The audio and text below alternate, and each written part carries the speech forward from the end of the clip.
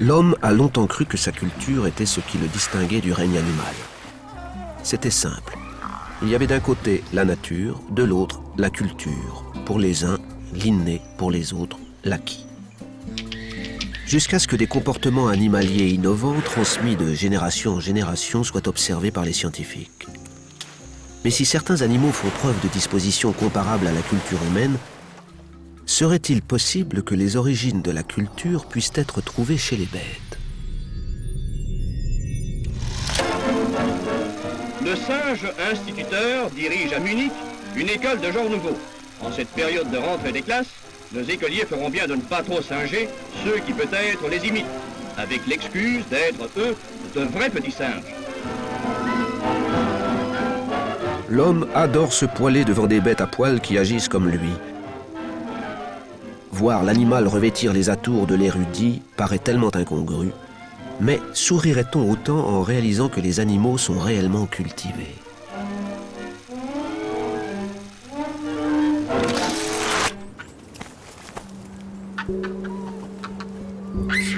Pendant des siècles, la culture fut le dernier rempart derrière lequel se barricadait l'humain.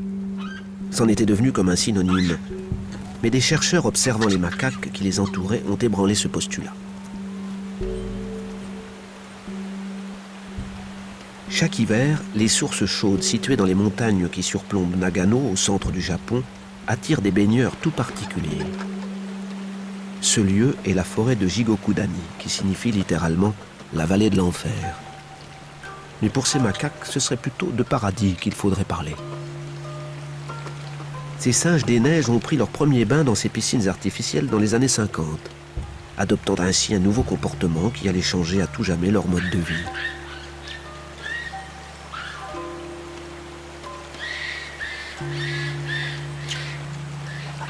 Ils se glissent dans ces bains volcaniques plusieurs fois par jour pour y mener toutes sortes d'activités dans l'eau brûlante. Ils se délassent, y jouent, s'épouillent. Puis en ressortent leur épaisse fourrure collée au corps. La vapeur d'eau alentour réchauffe légèrement l'atmosphère extérieure, protégeant les macaques du froid et leur permettant de sécher rapidement.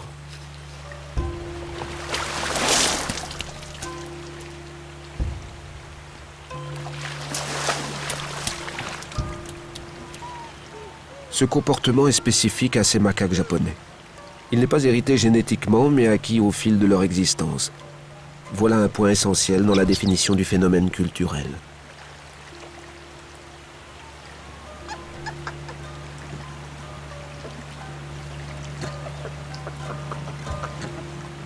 Franz de Waal, l'un des plus grands experts mondiaux en primates, définit pour nous la culture animale. Nous parlons de culture quand des groupes d'animaux de la même espèce, vivant dans un environnement similaire, se comportent différemment. Et ils se comportent différemment en raison d'un apprentissage social, parce qu'ils apprennent les uns des autres. Si les animaux sont aujourd'hui considérés comme cultivés, c'est d'abord aux macaques japonais qu'ils le doivent. Car la première observation d'un phénomène culturel eut lieu dans les années 50 sur l'île de Koshima. Les singes qui y résident se mirent soudain à laver dans la mer les patates douces que les scientifiques leur donnaient à manger. C'est une jeune femelle, Imo, qui initia le mouvement avant d'être progressivement suivie par sa troupe. Cet acte est peut-être anodin pour l'œil du profane, quoique empreint de bon sens quand on aime que ses frites soient salées à point, mais c'est bien lui qui a permis d'introduire en primatologie le concept de culture animale. Je pense qu'il est très intéressant que cette idée soit venue du Japon et non d'Occident, car en Occident, nous avons l'habitude de dresser un grand mur entre les hommes et les animaux, et la culture fait partie de ce mur. Les anthropologues diraient que la culture est ce qui fait de nous des humains, signifiant par là qu'assurément les animaux ne peuvent pas avoir de culture. En Orient, la frontière entre humains et animaux n'est pas si claire. Ce nouveau comportement des macaques japonais était un indice montrant que l'idée généralement admise, les habitudes animales ne sont transmises que par les gènes, devait être revue. D'autres pièces à conviction allaient rapidement faire pencher la balance dans le sens de l'existence d'une culture animale. Vivant dans une autre vallée, isolée par le relief, les macaques d'Arashiyama ont développé une coutume bien à eux, le frottage de pierres. Ce jeu qui consiste à taper deux pierres l'une contre l'autre a été observé pour la première fois chez une femelle, il y a 27 ans, puis s'est répandu de proche en proche.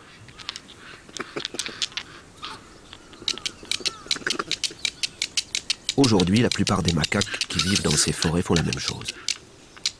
Mais qu'en retire-t-il? Il semble qu'à court terme, cette activité n'ait pas d'implication directe, mais les scientifiques pensent maintenant que sur une longue durée, elle peut être bénéfique pour les jeunes et les macaques âgés, car c'est un exercice mental qui maintient le cerveau en activité. La culture n'implique pas forcément de récompense immédiate, tant qu'elle est agréable.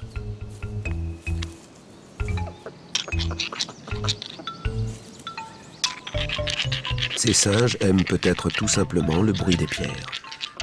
Mais nous n'en sommes pas encore à parler de singes artistes.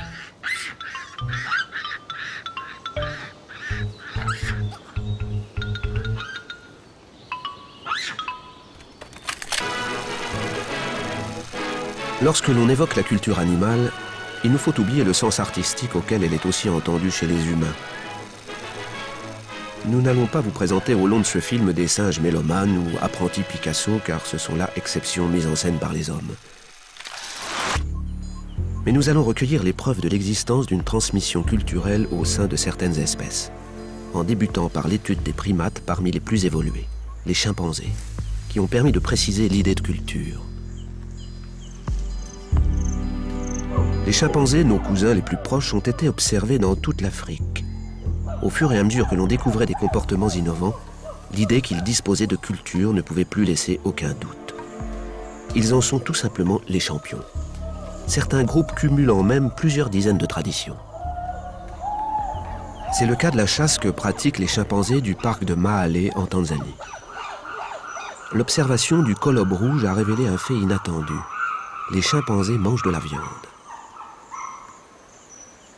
Leur proie principale est ce petit singe qui vit dans les cimes des arbres. Pour assurer le succès de leur campagne de chasse, les chimpanzés coopèrent. Les stratégies de chasse diffèrent selon la densité de la forêt, faisant émerger autant de tactiques distinctes. À Mahale, où les arbres ne sont pas très hauts, limitant ainsi les possibilités de fuite pour les colobes, un seul mâle est chargé de grimper à la suite du singe, pendant que les autres restent à terre pour surveiller sa fuite. Tandis qu'au parc national Taï, en Côte d'Ivoire, la chasse en groupe est la règle pour les chimpanzés, car ils sont contraints de collaborer pour attraper leur proie située dans des arbres atteignant jusqu'à 60 mètres de hauteur.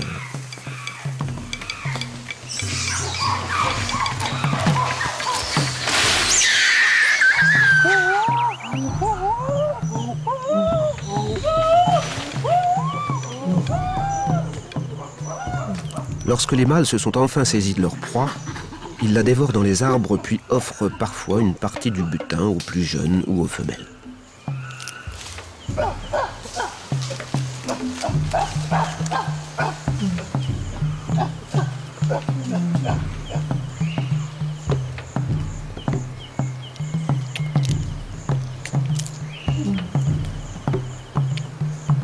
Avec les hommes, les chimpanzés sont les seuls grands singes à pratiquer la chasse.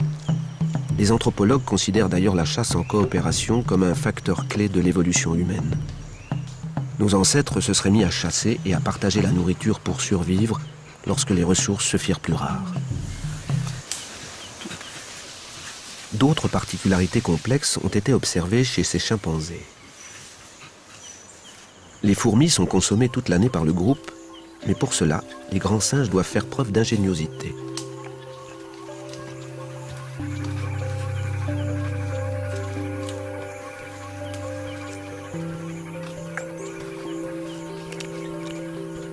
Première étape, repérer visuellement et olfactivement les arbres qui sont infestés de fourmis. Puis les chimpanzés confectionnent des baguettes, une action qui demande suffisamment de réflexion pour affirmer qu'elle n'est pas innée.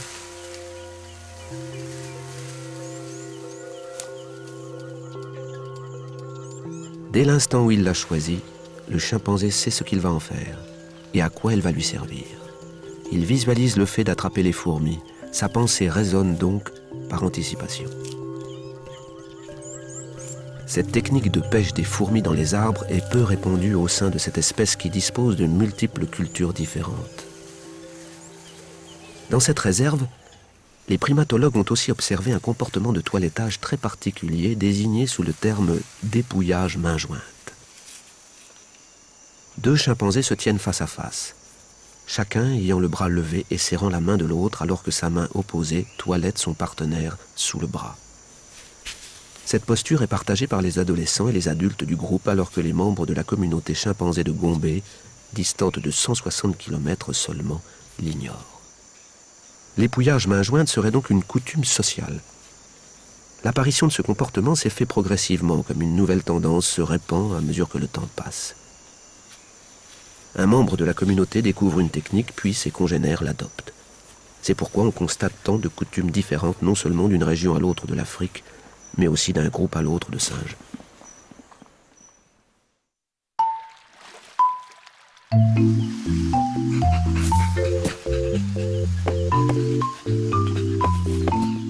Les chimpanzés sont dotés de capacités singulières. Une étude publiée en 2000 par 9 primatologues a recensé pas moins de 65 types de comportements culturels qui pouvaient être ignorés par la communauté voisine. Nous sommes aujourd'hui devant un paradoxe. Les chimpanzés possèdent plus de variations culturelles qui n'en existaient chez les premiers hommes. À croire que la star, tout compte fait, c'est lui.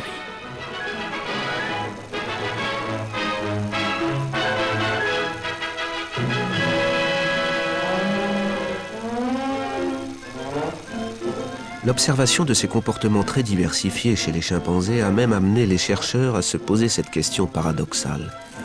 Si la culture n'est pas le propre de l'homme, serait-il possible que ses origines puissent être trouvées chez les bêtes? Autrement dit, la culture est-elle naturelle?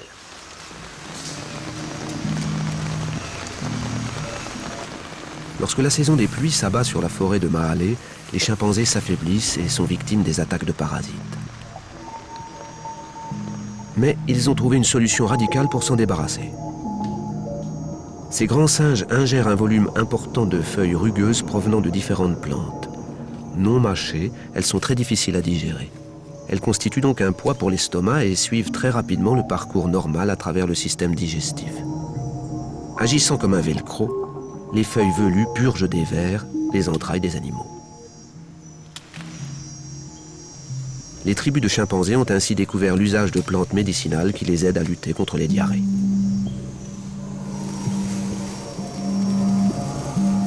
C'est le professeur Michael Huffman, primatologue à l'université de Kyoto, qui a étudié ce comportement. Parmi les animaux qui vivent en société, les individus apprennent quelles plantes de leur environnement ils peuvent absorber en regardant leurs aînés. Cette information est basée sur l'expérience accumulée par le groupe et la connaissance de l'habitat transmise d'une génération à la suivante. Les humains observent depuis longtemps les habitudes des animaux malades pour fabriquer des médicaments à base d'actifs végétaux et traiter ainsi les maladies relevant de leur environnement. Il ne serait pas surprenant que dans certains cas, les hommes et les animaux vivant dans le même milieu utilisent les mêmes plantes pour traiter les symptômes de maladies similaires. Michael Huffman a découvert que les hommes qui habitent la forêt de Mahale se servent aussi, comme les chimpanzés, de ces mêmes plantes pour se soigner. Les médecines traditionnelles sont fondamentalement le produit de notre évolution partagée avec le reste du règne animal. Il existerait donc une continuité entre le monde animal et le nôtre, même en matière de culture. Lorsque la pluie commence à tomber, les mâles chimpanzés simulent des charges, crient et agitent les branches, un comportement désigné sous le terme de danse de la pluie. Est-ce une ode aux éléments? Les prémices de la religion humaine? La question fait toujours débat au sein de la communauté scientifique. Et pour Jane Goodall, la célèbre primatologue qui passa sa vie à défendre les chimpanzés, ce comportement paraît révéler une fascination pour la nature et ses mystères. Une forme de transcendance, en quelque sorte. Loin de s'opposer à la nature, la culture est un phénomène intrinsèque au vivant dont on trouve les prémices au sein de nombreuses espèces animales. qui peuvent même peut-être nous donner quelques leçons de savoir-vivre.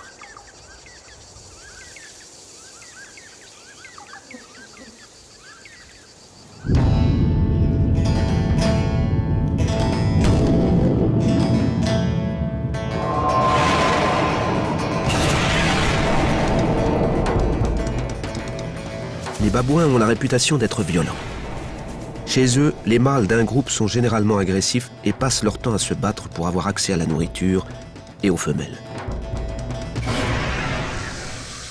On imagine mal ces primates s'engager sur une voie pacifiste. Et pourtant, on observe des comportements étranges dans certaines tribus.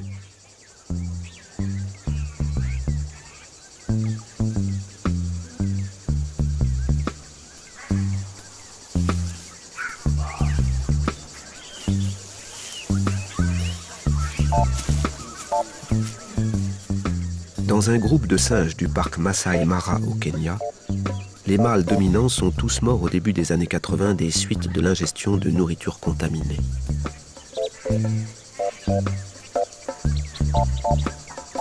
Une fois ces bagarreurs éliminés, le nombre d'incidents violents diminua au sein de la troupe. Et chose intéressante, ce modèle persista par la suite. La quiétude, la tolérance et les niveaux de stress particulièrement bas continuèrent.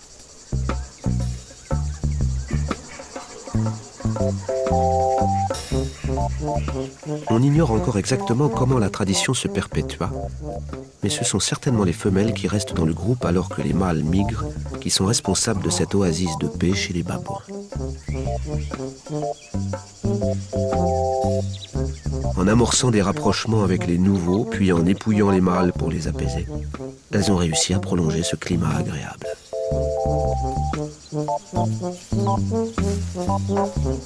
Cette péripétie babouine montre que les comportements observés de tout temps dans la nature peuvent aussi être un produit de la culture. Rien n'oblige les singes, même particulièrement violents, à le rester.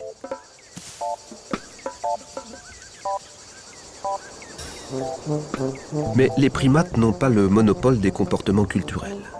Si l'on ne risque pas d'observer de culture chez les araignées, les serpents ou les bovins, espèces uniquement mues par leurs instincts, d'autres animaux ayant des capacités d'apprentissage en groupe et une longue durée de vie peuvent nous surprendre.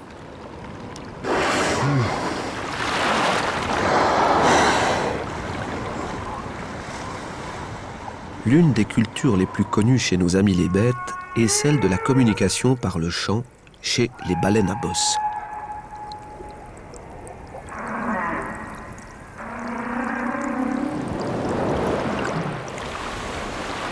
Ces mammifères marins émettent pendant des heures des compositions de notes graves, un son décrit par les scientifiques comme le plus complexe du règne animal.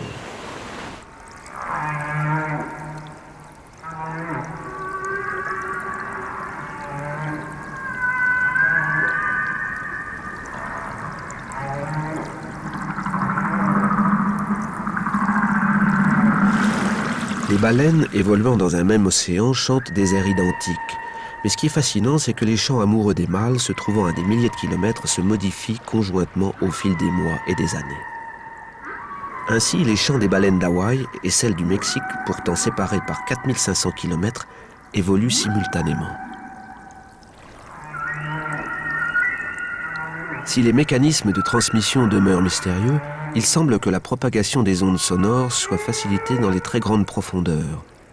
Cette progression synchronisée de la culture par-delà d'immenses espaces et au sein de populations dispersées n'est connue que chez les humains, dont les tubes musicaux peuvent se répandre au sein de la planète comme une traînée de poudre.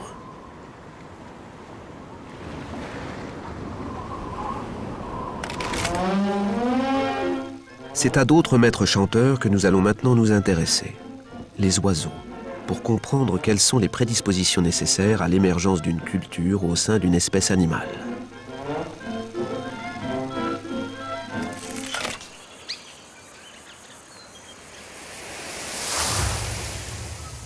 Examinons le comportement singulier du corbeau de Nouvelle-Calédonie.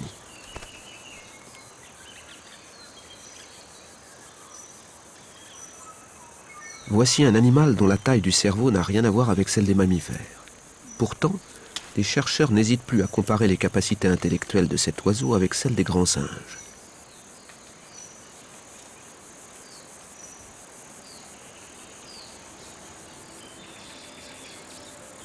le corbeau sélectionne des brindilles choisies pour leur forme et leur bonne dimension et va ensuite déloger les chenilles des cavités où elles se nichent en les empalant sur sa branchette. Ce comportement s'inscrit dans un projet délibéré, mettant en œuvre des compétences techniques complexes. Les capacités du corbeau pourraient être liées à leur très grande dextérité dans l'utilisation du bec. Mais cette propension à inventer des outils ne relève pas de la programmation génétique stricte. L'observation en milieu sauvage montre que tous les corbeaux ne sont pas également ingénieux. Leurs habitudes techniques se transmettent entre générations et il existe des variantes locales en fonction des matériaux et des proies.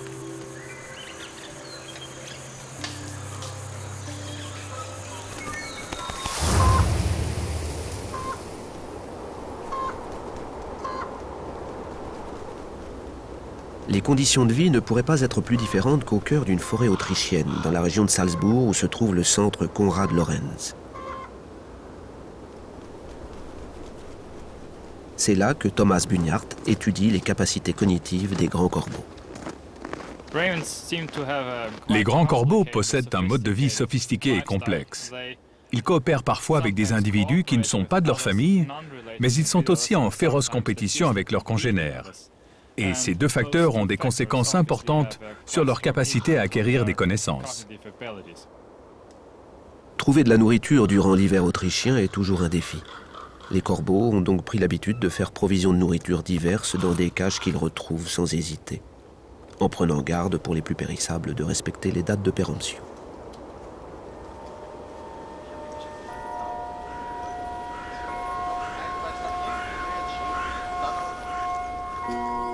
L'équipe de chercheurs les observant pense que ces oiseaux sont capables de se repérer dans le temps et dans l'espace puisqu'ils se souviennent des divers endroits où ils ont dissimulé leur butin.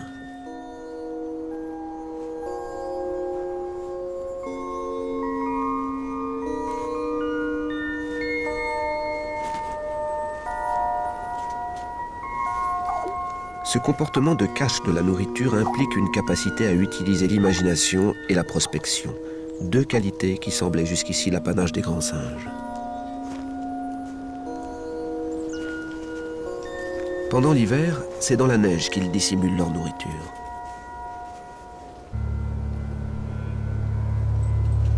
Les corbeaux excellent aussi dans l'art de l'espionnage de leurs congénères.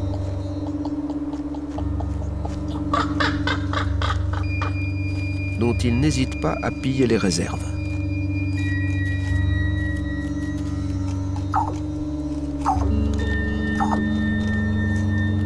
Les corbeaux montrent par ce comportement qu'ils peuvent comprendre le point de vue des autres et agir en conséquence.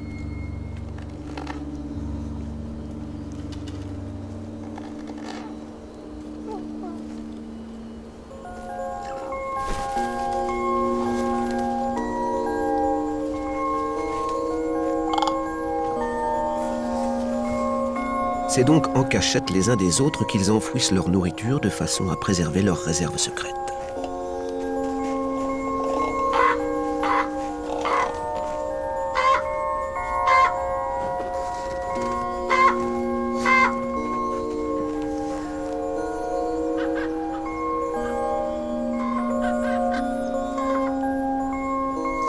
Les grands corbeaux étudiés par l'équipe autrichienne sont dotés d'une grande intelligence, ce qui constitue un terreau favorable à l'émergence de la culture.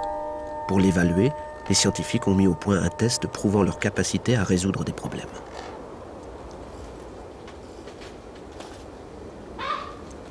Un morceau de nourriture est attaché à une ficelle très résistante. Puis la ficelle est attachée à son tour à une grosse branche. Il leur faut donc trouver la solution à cette énigme.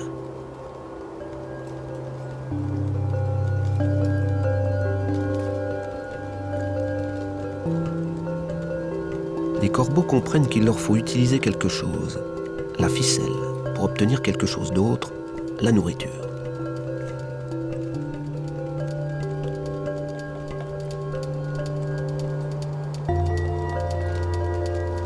Pour venir à bout d'un problème, ils sont capables de produire des images mentales afin de saisir l'interaction des objets dans l'espace.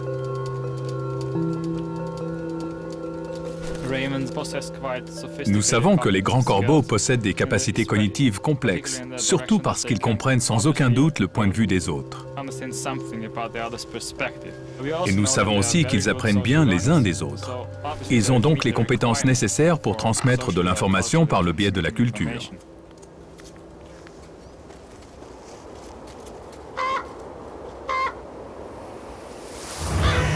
Les corvidés apprennent à manger différemment en fonction du lieu où ils résident et subissent même des mutations au contact de la société de consommation.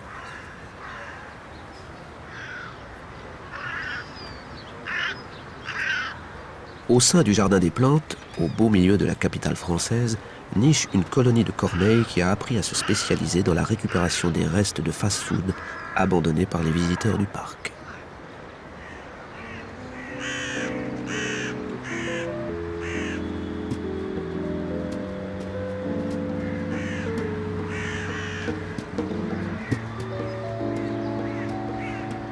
Ces corneilles parisiennes sont devenues les reines du chapardage de frites. L'alimentation très diversifiée de l'espèce souche s'est ainsi spécialisée ces dernières années, suivant en cela l'exemple de la société humaine qu'elle côtoie.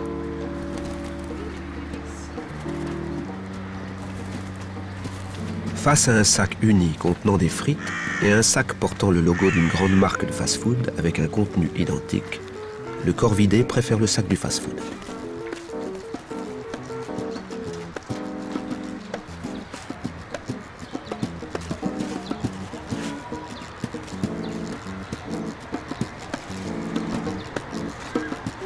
Cette association entre le contenu de nourriture et l'emballage de couleurs est ensuite transmise d'une génération à une autre, les jeunes corneilles apprenant le comportement de chapardage dans les sacs de couleurs.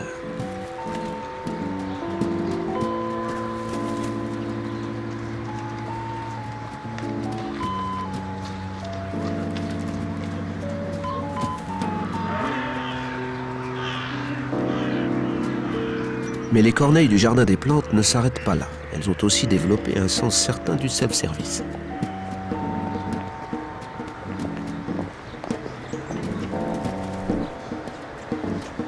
Pour cela, elles n'ont que l'embarras du choix.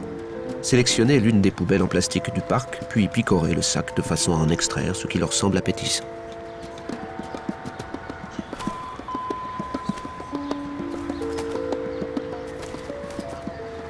Les corneilles sont influencées par la culture humaine, même celle de la junk food. Ces corvidés sont bien la preuve que les oiseaux dont la cervelle est passée dans le langage courant comme un gage d'étourderie sont cependant bien pourvus en matière grise qu'ils font tourner à plein régime. Ce qui leur fait un point commun avec les dauphins, dont les aptitudes intellectuelles permettent l'apparition de comportements très différents d'un groupe à l'autre, et pas seulement en matière de maîtrise du ballon rond. Ceci se passe en Californie et apporte du nouveau en matière de basketball. Quand les marsouins s'en mêlent, ils font des paniers à tout coup. On a peine à reconnaître les équipes, faute de maillot.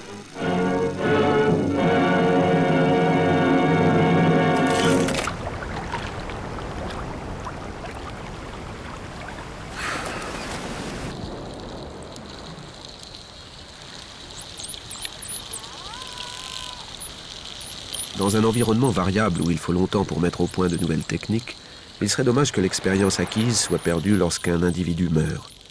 L'intérêt de la culture est donc de transmettre des connaissances au groupe plus rapidement que si l'espèce entière devait évoluer.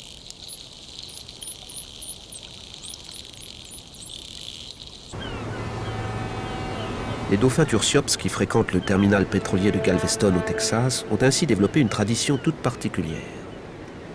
Regardez les bondissants le long de l'étrave. Ils jouent, certes, mais ils utilisent aussi la force motrice du bateau pour se déplacer. Un peu comme un coureur cycliste se mettant dans la roue de son prédécesseur pour dépenser moins d'énergie.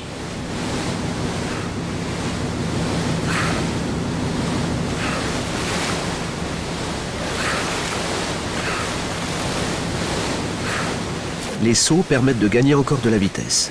Chaque fraction de seconde passée en l'air, où la résistance est moindre que dans l'eau, accélère la course et représente une économie d'énergie. Les cétacés se sont adaptés aux modifications de leur milieu et notamment à celles que provoquent les humains. En s'associant aux pétroliers, malgré le péril représenté par ces géants de fer, les dauphins peuvent se déplacer plus rapidement.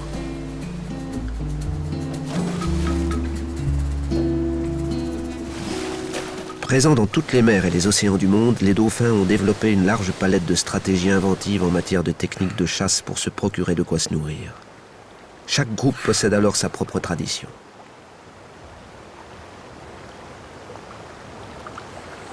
En Floride, les dauphins Tursiops utilisent une technique faisant appel à leur sens de l'organisation. Les dauphins rassemblent les bancs de poissons près de la surface, puis les assomment d'un battement de la caudale.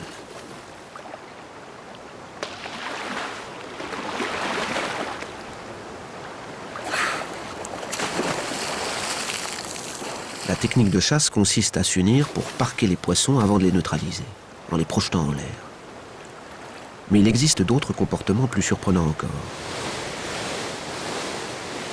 À quelques centaines de kilomètres de là, en Caroline du Sud, les dauphins Tursiops se procurent du poisson d'une bien curieuse façon, nommé le beach feeding, que l'on pourrait traduire par le repas sur la plage.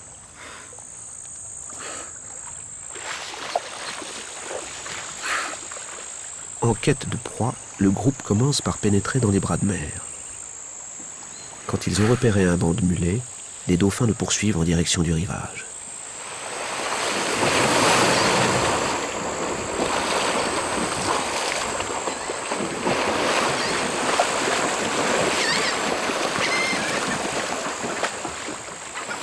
Les Tursiops synchronisent leurs mouvements en une attaque coordonnée, puis accélèrent leur vitesse pour forcer les mulets à s'échouer sur la vase. Profitant de la marée basse, les prédateurs répètent cette action à plusieurs reprises, en se couchant toujours, on ne sait pourquoi, sur leur côté droit. Ce comportement est celui des dauphins qui résident sur une longue durée dans cet environnement.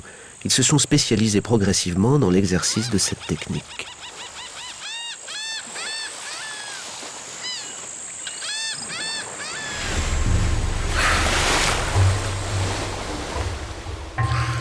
Plus au sud, dans le golfe du Mexique, les Tursiops pratiquent la chasse au sonar.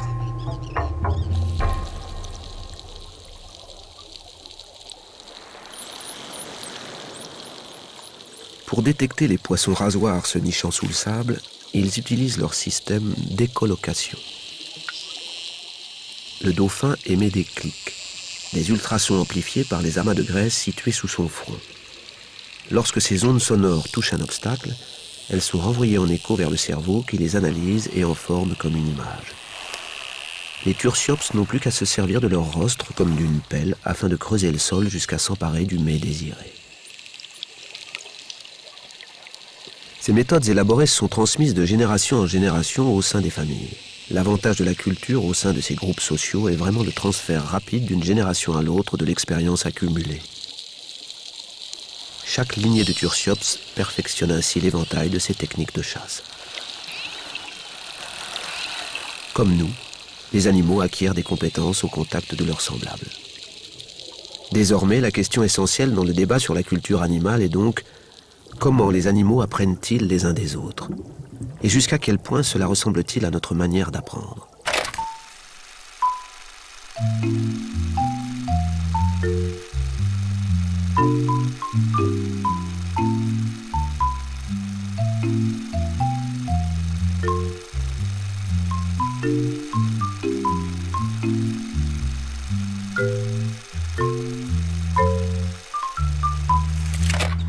L'enfance des éléphanteaux est un long processus durant lequel les influences parentales sont primordiales. Comment les jeunes pourraient-ils ne pas acquérir des habitudes alors qu'ils passent de si longues années avec leurs aînés dans des groupes stables, organisés et structurés?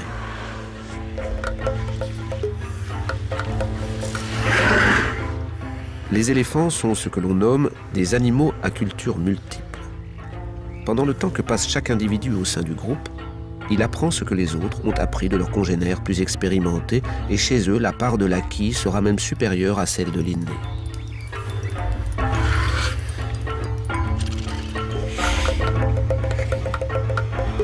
Apprendre à se nourrir correctement est une question de survie. Les éléphanteaux apprennent à se méfier de la nourriture en ne mangeant que celle que leurs parents acceptent.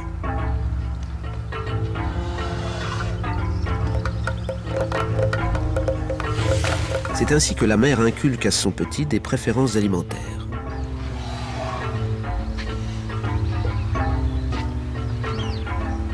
Il mémorise aussi l'identification des endroits les plus profitables aux troupeaux en période de disette et les chemins à parcourir lors des déplacements migratoires. Les matriarches transmettent au clan les positions des rares clairières où se trouvent les poches de sel.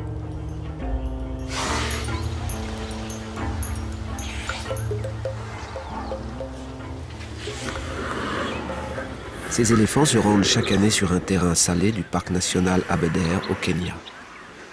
Là, ils ingurgitent le sel contenu dans la terre pour prévenir le risque de déshydratation.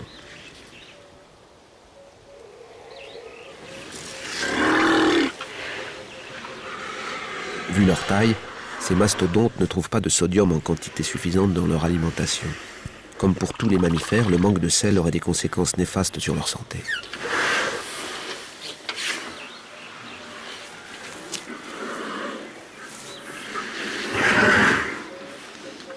Mais apprendre à se baisser pour gratter la terre n'est pas chose aisée.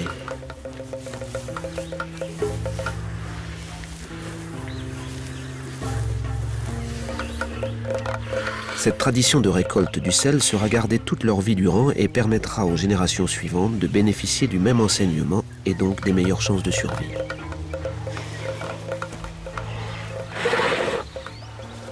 Les animaux sont donc capables d'inventer et de transmettre leurs inventions par un processus d'apprentissage et non par les gènes. Mais en sont-ils aussi dépendants que nous? Fräulein Monika Hefervet de Munich est vraiment aux petits soins pour son fils adoptif, Conny, originaire d'Amérique latine. Ainsi pomponné, travesti, pas étonnant que notre petit bonhomme ait oublié les mœurs de sa jungle natale et se comporte comme un civilisé.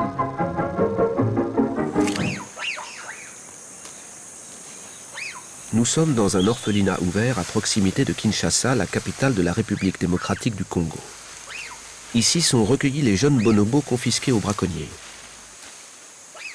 Cette espèce en voie de disparition ne subsiste plus aujourd'hui que dans quelques forêts primaires congolaises.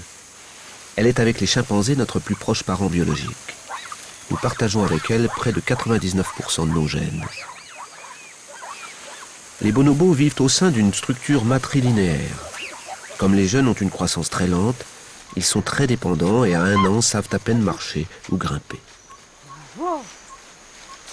Parce que leurs mères sont décédées, ce sont des humaines qui transmettent leur culture à ces bonobos. Prends la banane, Fizi. Oh, banane.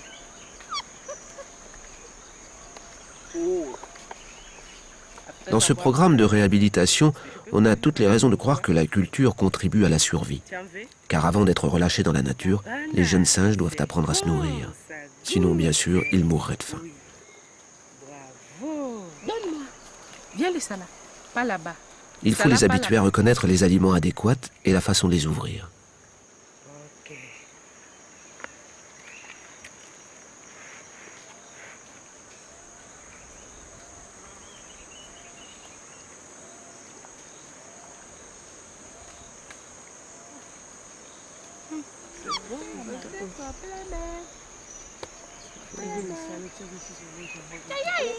Ils doivent aussi se former à grimper dans les arbres pour pouvoir le soir venu se constituer un abri pour échapper aux prédateurs.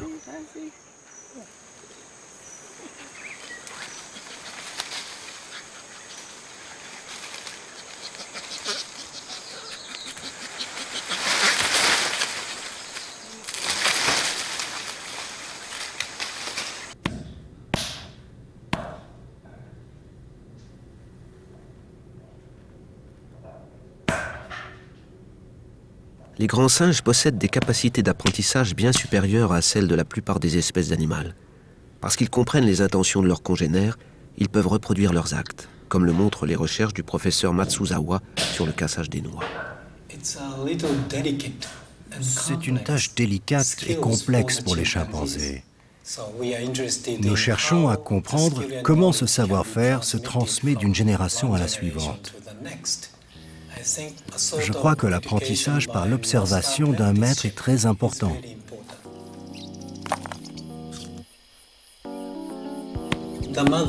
La mère ou tout autre chimpanzé adulte de la communauté donne l'exemple, montre la bonne façon d'utiliser des pierres pour ouvrir les noix. Le petit est poussé par une très forte motivation, une motivation intrinsèque, à observer l'adulte et à imiter son comportement.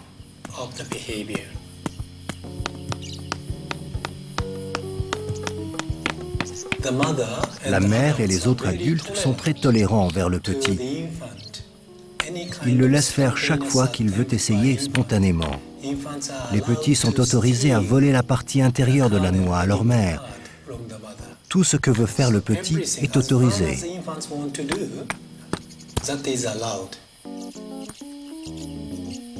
Quand des individus doués de capacités d'innovation, d'apprentissage et de mémoire vivent en groupe, il est inévitable qu'ils s'influencent mutuellement et qu'ils apprennent les uns des autres.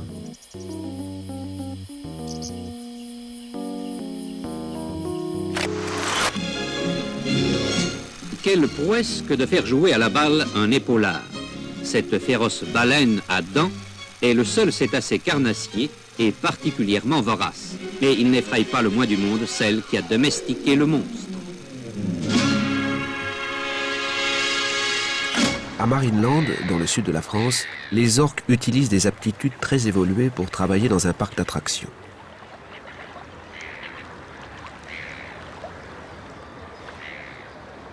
Parmi les paramètres propices à l'apparition d'un savoir culturel, leur goût pour l'imitation est primordial. Les soigneurs qui travaillent avec ces cétacés utilisent d'ailleurs un langage basé sur la reproduction de gestes simples.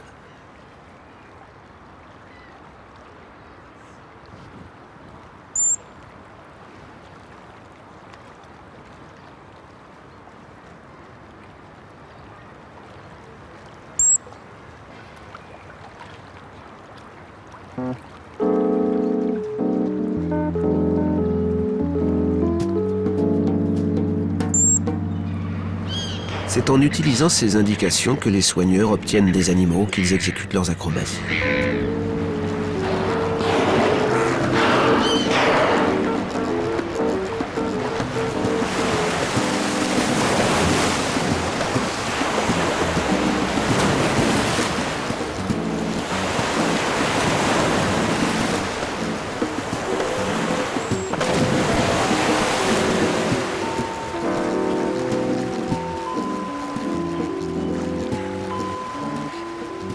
Mais les jeunes orques des parcs d'attractions apprennent aussi à faire des tours en imitant leur mère, dans le but de glaner comme elle quelques succulents poissons pour leur dîner.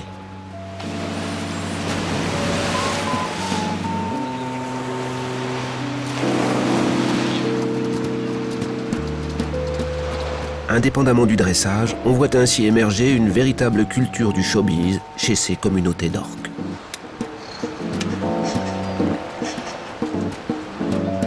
Moins spectaculaires que les galipettes, mais tout aussi uniques, les orques de Marineland ont appris à prendre de l'eau dans la bouche puis à la recracher. Un comportement qui n'a tout simplement jamais été observé en pleine mer.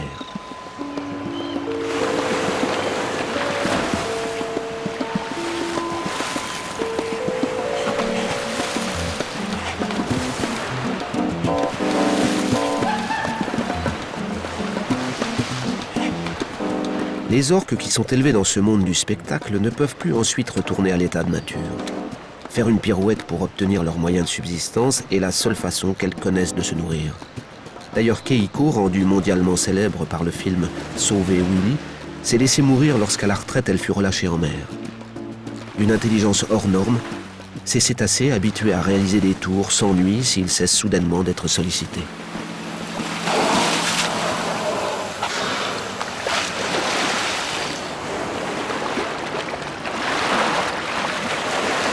Cette espèce nous réserve une dernière surprise. Jusqu'à présent, nous avons observé dans le monde animal que l'apprentissage était le fait de l'élève. Mais peut-on imaginer qu'il existe une transmission active de la part des maîtres?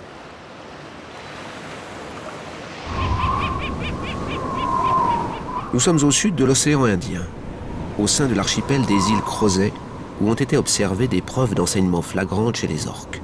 Un comportement qui a époustouflé bon nombre de scientifiques. Les jeunes mettent de longues années à apprendre aux côtés de leur mère les règles sociales, les techniques de chasse et même la langue propre à leur communauté. il est possible d'identifier chaque groupe d'orques à partir des cris qu'ils émettent. Leur vocalisation constitue des dialectes au sein d'une même langue qui permet aux membres du groupe de communiquer entre eux.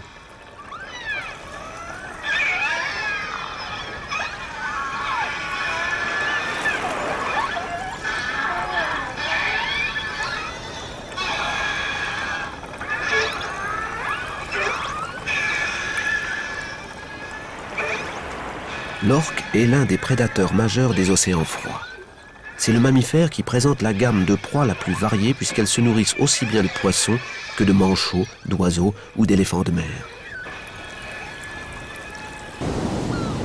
Mais la faible disponibilité alimentaire de l'archipel de Crozet par rapport à d'autres régions contraint les orques à faire preuve d'imagination.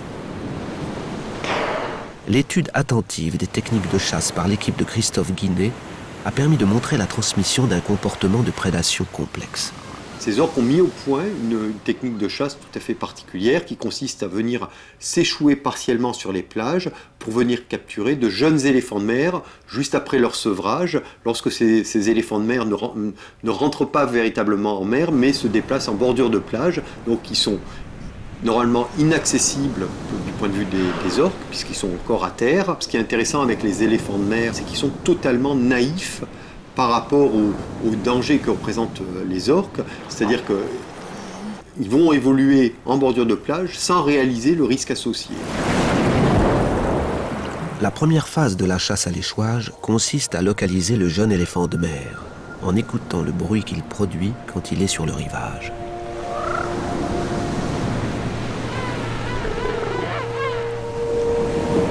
Puis l'orque va se positionner à peu près à une quinzaine de mètres au large face à l'éléphant de mer.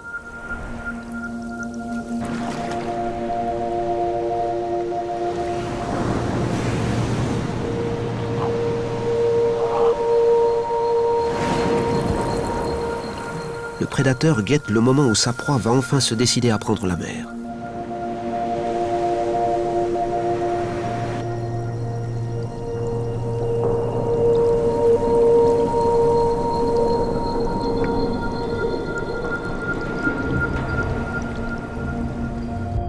C'est alors que le cétacé accélère brutalement, se propulse sur la plage et se saisit de l'éléphant de mer.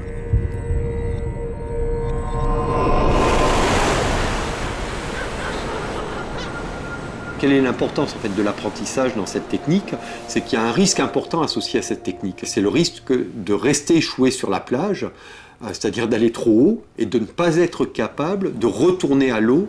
Et ce qui est intéressant, c'est qu'on a trouvé des orques échoués à Crozet qui sont morts à la suite de cette pratique. C'était tout le temps de jeunes individus. Pour éviter que le coût de cet apprentissage ne soit trop lourd en termes de survie, les femelles entraînent leurs jeunes à s'échouer volontairement.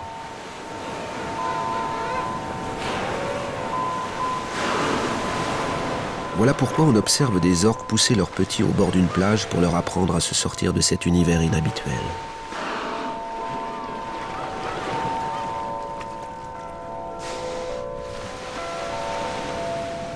Ces dévoués professeurs contraignent leurs jeunes à l'échouage en les bloquant à plusieurs le long du rivage. Puis elles les encouragent à se cambrer pour s'extirper de la plage et revenir en eau plus profonde.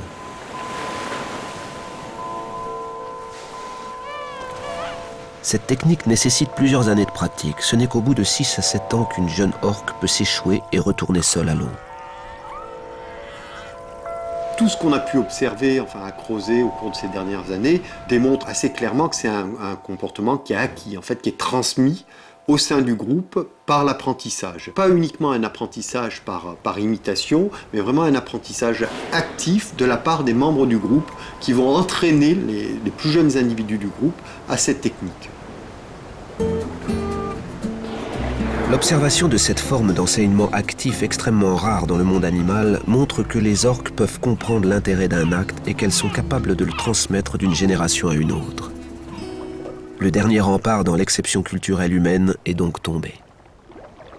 Et ça se fête.